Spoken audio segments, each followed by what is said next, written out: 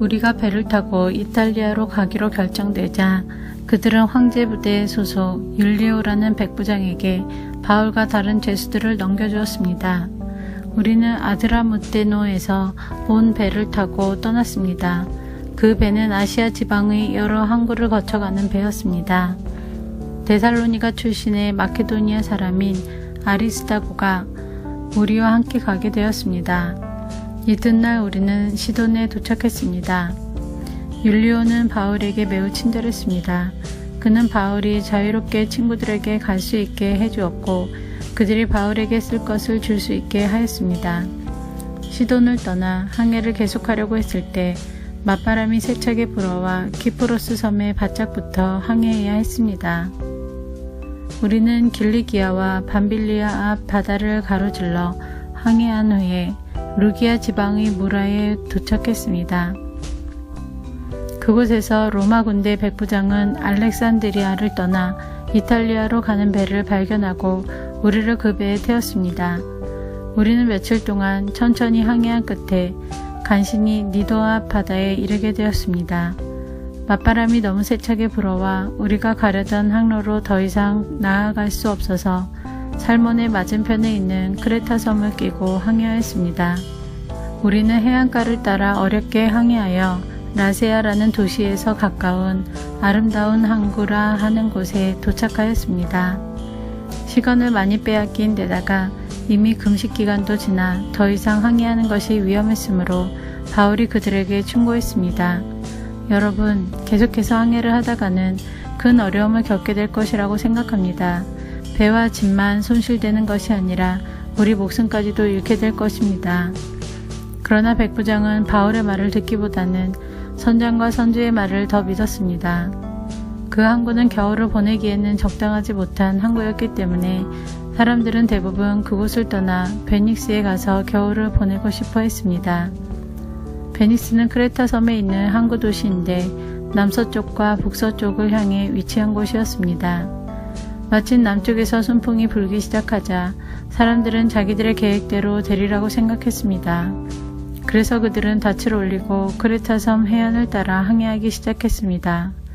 그런데 갑자기 유라골로라고 부르는 폭풍이 섬 쪽에서 불어왔습니다.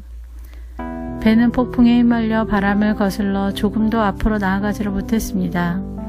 그래서 우리는 앞으로 가려는 노력은 포기하고 바람이 부는 대로 배를 내맡기고 표류하기 시작했습니다.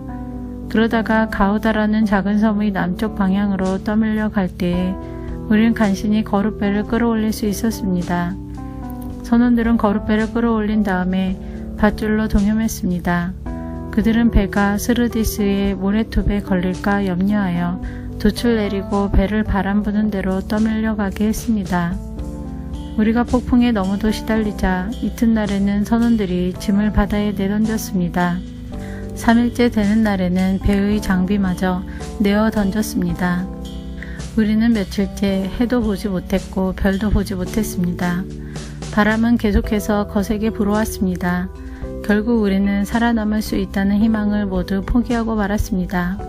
사람들이 오랫동안 아무것도 먹지 못하고 있는 가운데 바울이 일어나 그들에게 말했습니다. 여러분, 내가 크레타 섬을 떠나지 말자고 한 말을 들었어야 했습니다. 그랬다면 이런 손해를 입지 않았을 것이고 물건을 잃어버리지도 않았을 것입니다. 하지만 여러분, 이제 제가 권합니다. 용기를 내십시오. 입에만 이를 뿐 여러분 중에는 한 사람도 목숨을 잃지 않을 것입니다. 지난밤에 나의 주님이요 내가 섬기는 하나님의 천사가 내 곁에 나타나 이렇게 말해 주었습니다. 바울아, 두려워하지 마라. 너는 반드시 황제 가이사 앞에 서야 한다. 하나님께서 너와 함께 항해하는 모든 사람들의 목숨을 너에게 맡겨주셨다. 그러니 여러분, 용기를 내십시오. 나는 하나님을 믿습니다. 모든 일에 하나님의 천사가 내게 말씀하신 대로 이루어질 것입니다. 우리는 반드시 어떤 섬에 밀려가 닿게 될 것입니다. 14일 되던 밤에 우리는 아드리아 바다에서 표류하였습니다. 한밤중에 선원들은 우리가 어떤 섬에 가까워지고 있음을 느꼈습니다. 그래서 물 깊이를 재어보니 약 40m였고 조금 더 가서 다시 재어보니 이번에는 약 30m였습니다. 우리는 혹시 암초에 걸리지는 않을까 염려가 되어 단 4개를 물에 던져놓고 날이 밝기를 기다렸습니다. 그런데 선원 몇 사람이 배에서 빠져나갈 속셈으로 배 앞쪽에 닻을 더 내린다는 구실로 거룻배를 물에 내렸습니다. 그러자 바울이 백부장과 군인들에게 이 사람들이 배에 남아있지 않으면 당신들마저 구조되지 못합니다. 라고 말했습니다. 그래서 군인들이 밧줄을 끊어서 거룻배를 떼어버렸습니다. 날이 밝을 무렵 바울은 모든 사람에게 음식을 먹으라고 권하면서 말했습니다. 지난 14일 동안 여러분은 마음을 졸이며 지금까지 아무것도 먹지 않고 지냈습니다. 하지만 이제는 음식을 드십시오. 그래야 살아남을 수 있습니다. 여러분 중에 그 누구도 머리카락 하나도 잃지 않을 것입니다. 바울은 이 말을 하고서 모든 사람 앞에서 빵을 들어 하나님께 감사 기도를 드리고 빵을 떼어 먹기 시작했습니다. 그러자 사람들도 용기를 얻어 음식을 먹었습니다. 배 안에 있던 사람들은 모두 276명이었습니다. 사람들은 음식을 배불리 먹고 나서 식량을 바다에 던져 배를 가볍게 했습니다. 날이 밝았습니다.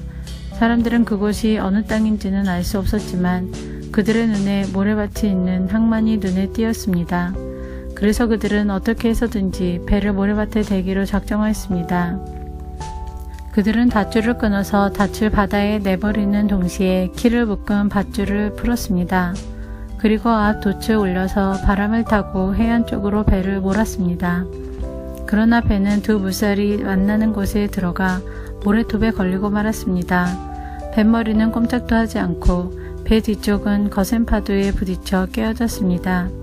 군인들은 죄수들이 헤엄쳐 도망칠까봐 그들은 죽이려고 계획을 짰습니다. 그러나 백부장 율리오는 바울을 살리고 싶어 했습니다. 그는 군인들이 죄수를 죽이지 못하도록 헤엄칠 수 있는 사람은 모두 바다로 뛰어들어 육지로 올라가라고 명령했습니다. 남은 사람들은 널빤지나 부서진 배 조각을 붙잡고 나가게 명령했습니다. 그들은 모두 무사히 육지로 올라왔습니다.